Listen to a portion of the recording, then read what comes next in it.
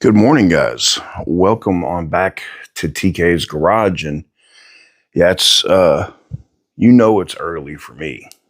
It's like 8 in the morning.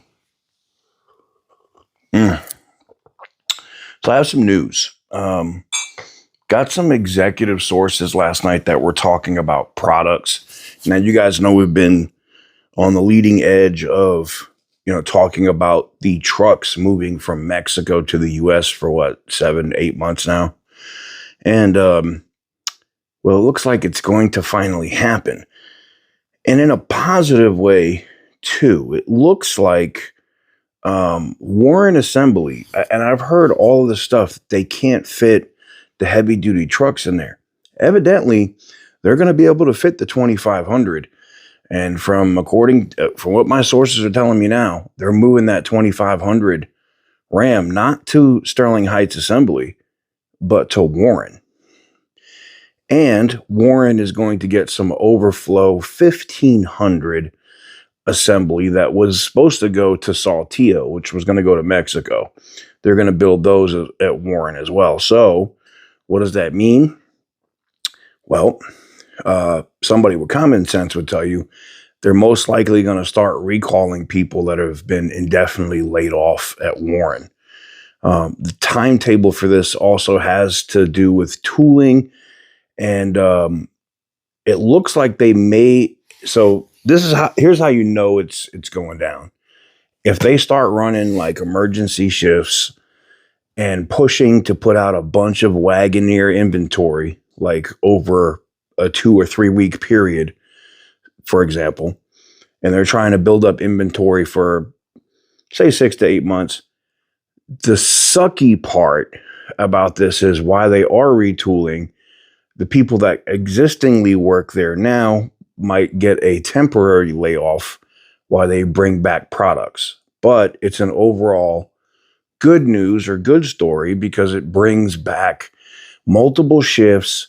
Not any of this, nobody's buying the Wagoneer S, no one's buying the Wagoneer or Grand Wagoneer, so we have to, shut the line down. So it is positive news. I wanted to bring it to you. Sorry for kicking the camera, but it is positive news. I wanted to bring it to you because all three of my executive sources said the same thing. They said, yeah, it was considered to bring the 2500 to Sterling Heights Assembly, but because they're already going to be running an STLA large platform vehicle there, they're already building the 1500 at different trims, and they're and then bringing in the 2500. Nah, but the 3500, you are correct. According to the sources, because of how wide it is, it wouldn't work at Warren Assembly. Could they send that 3500 to Sterling Heights Assembly or JNAP? Maybe. I don't know.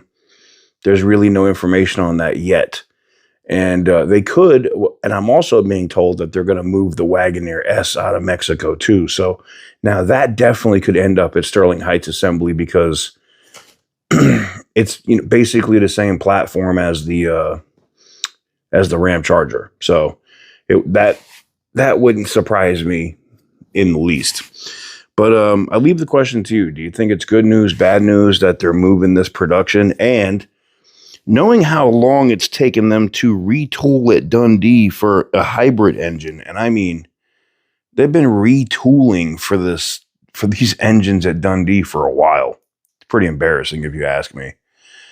Do you think they're going to actually get this tooled up in time? Because they're only getting a waiver on tariffs if they move the production here.